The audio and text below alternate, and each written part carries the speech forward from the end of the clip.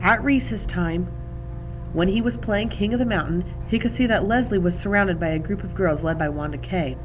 He couldn't hear what they were saying, but he could tell by the proud way Leslie was throwing her head back that the others were making fun of her. Greg Williams grabbed him then, and while they wrestled, Leslie disappeared. It was none of his business, really, but he threw Greg down the hill as hard as he could and yelled, to no one in particular, "Gotta go!" He stationed himself across the girls' room. Leslie came out in a few minutes. He could tell she had been crying. "Hey, Leslie," he called softly. "Go away!" She turned abruptly and headed the other way in a fast walk. With an eye on the office door, he ran after her. Nobody was supposed to be in the halls during recess. "Leslie, what's the matter?" "You know perfectly well what's the matter, Jess Aarons." "Yeah," he rubbed his hair. "If you just kept your mouth shut, you could always watch at my—" But she had wheeled around again and was zooming down the hall. Before he could finish the sentence and catch up with her, she was swinging the door to the girls' room right at his nose. Jess slunk out of the building. He couldn't risk Mr. Turner catching him hanging around the girls' room as though he was some kind of pervert or something. After school, Leslie got on the bus before he did and went straight to the corner of the long back seat right to the 7th grader's seat. He jerked his head at her to warn her to come farther up front, but she wouldn't even look at him. He could see that the 7th graders headed for the bus, the huge bossy bosomy girls and the mean skinny narrow-eyed boys. They'd kill her for sitting in their territory. He jumped up and ran to the back and grabbed Leslie by the arm. "You gotta come up to your regular seat, Leslie." Even as he spoke, he could feel the bigger kids pushing up behind him down the narrow aisle. Indeed, Janice Avery, who among all the 7th graders was the one person who devoted her entire life to scaring the wits out of anyone smaller than she, and was right behind him. "Move, kid," she said. He planted his body as firmly as he could, although his heart was knocking at his Adam's apple. "Come on, Leslie," he said, and then he made himself turn and give Janice Avery one of those lookovers from frizzed blonde hair passed to tight blouse and broad beam jeans, to gigantic sneakers. When he finished, he swallowed, stared right up into her scowling face, and said, almost steadily, "Don't look like there'll be room across the back here for you and Janice Avery." Somebody hooted, "Weight Watchers is waiting for you, Janice." Janice's eyes were hate and mad, but she moved aside for Jess and Leslie to make their way past her to their regular seat. Leslie glanced back as they sat down and leaned over. "She's going to get you for that, Jess. Boy, she's mad." Jess warmed to the tone of respect in Leslie's voice, but didn't dare look back. "Heck," he said, "you think I'm going to let some dumb cow like that scare me?" By the time they got off the bus, he could finally send a swallow past his Adam's apple without choking. He even gave a little wave at the back of the seat as the bus pulled off. Leslie was grinning at him over Mabel's head. "Well," he said happily, "see you." "Hey, do you think we could do something this afternoon?" "Me too! I want to do something too!" Mabel shrilled. Jess looked at Leslie. No was in her eyes. "Not this time, Mabel. Leslie and I got something we got to do just by ourselves today. You can carry my books home, and I'll tell Mama I'll be over at the Burks, okay?" "You ain't got nothing to do. You ain't even planned nothing." Leslie came and leaned over Mabel, putting her hand on the little girl's thin shoulder. "Mabel, would you like some new paper dolls?" Mabel slid her eyes around suspiciously. "What kind?" "Life in Colonial America." Mabel shook her head. "I want Bride or Miss America."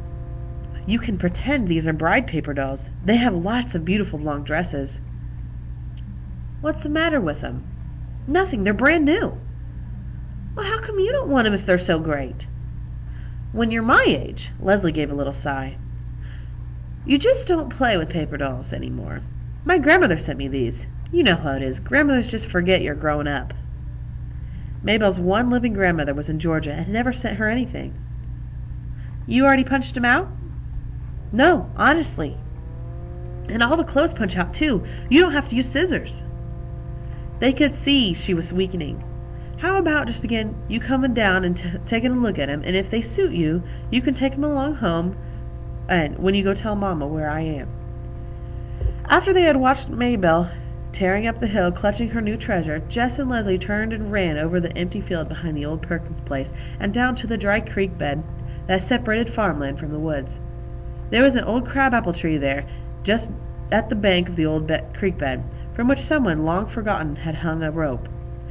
They took turns swinging across the gully on the rope. It was a glorious autumn day, and if you looked up as you swung, it gave you the feeling of floating. Jess leaned back and drank in the rich, clear color of the sky. He was drifting like a fat, white, lazy cloud back and forth across the blue. "Do you know what we need?" Leslie called to him, intoxicated as he with the heavens. He couldn't imagine needing anything on earth. "We need a place," she said. "Just for us. It would be so secret that we would never tell anyone in the world about it." Jess came swinging back and dragged his feet to stop. She lowered her voice almost to a whisper. "It might be a whole secret country," she continued, "and you and I could be the rulers of it." Her words stirred inside him. He'd like to be a ruler of something, even if something that wasn't real. "Okay," he said. "Where could we have it?" "Over there in the woods, where nobody would come and mess it up." There were parts of the woods that Jess did not like, dark places where it was almost like being underwater, but he didn't say so. "I know," she was getting excited. "It could be like a magic country like Narnia, and the only way you can get in is by swinging across this enchanted rope." Her eyes were bright. She grabbed the rope. "Come on," she said. "Let's find a place to build our castle stronghold." They had gone only a few yards into the woods beyond the creek bed when Leslie stopped. "How about right here?" she asked. "Sure," Jess agreed quickly, relieved that there was no need to plunge deeper into the woods. He would take her there, of course, for he wasn't such a coward that he would mind a little exploring now and then farther amongst the ever-darkening columns of tall pines. But as a regular thing, as a permanent place, this was where he would choose to be. Here, where the dogwood and redwood played hide-and-seek between the oaks and evergreens, and the sun flung itself in golden streams through the trees to splash warmly at their feet. "Sure," he repeated himself, nodding vigorously. The underbrush was dry, and would be easy to clear away. The ground was almost level. This would be a good place to build. Leslie named their secret land Terabithia, and she loaned Jess all of her books about Narnia, so he would know how things went in the Magic Kingdom, how the animals and trees must be protected, and how a ruler must behave. That was the hard part. When Leslie spoke, the words rolling out so regally, you knew she was a proper queen. He could hardly manage English, much less the poetic language of a king. But he could make stuff. They dragged boards and other materials down from the scrap heap by Miss Bessie's pasture and built their castle stronghold in the place they had found in the woods. Leslie filled the 3-pound coffee can with crackers and dried fruit and a 1-pound can of strings and nails. They found 5 old Pepsi bottles which they washed and filled with water, in case, as Leslie said, of a siege. Like God in the Bible, they looked at what they had made and found it very good. "You should draw a picture of Terabithia to hang in the castle," Leslie said. "I can't." How could he explain it in a way that Leslie would understand? How he yearned to reach out and capture the quivering life about him, and how when he tried it slipped past his fingertips, leaving a dry fossil upon the page. "I just can't get the poetry of the trees," he said. She nodded. "Don't worry," she said. You will someday." He believed her because there in the shadowy light of the stronghold, everything seemed possible. Between the two of them, they owned the world, and no enemy, Gary Falter, Wanda K. Moore, Janice Avery, Jess's own fears and insufficiencies, nor any of the foes whom Leslie imagined attacking Terabithia could ever really defeat them. A few days after they finished the castle, Janice Avery fell down in the school bus and yelled that Jess had tripped her as she went past. She made such a fuss that Miss Prentice, the driver, ordered Jess off the bus, and he had to walk the 3 miles home. When Jess finally got to Terabithia, Leslie was huddled next to one of the cracks below the roof, trying to get enough light to read. There was a picture on the cover which showed a killer whale attacking a dolphin. "What you doing?" He came in and sat beside her on the ground. "Reading. I had to do something. That girl!" Her anger came rocketing to the surface. "It don't matter. I don't mind walking all that much." What was a little hike compared to what Janice Avery might have chosen to do? "It's the principle of the thing, Jess. That's what you gotta understand. You have to stop people like that. Otherwise, they turn into tyrants and dictators."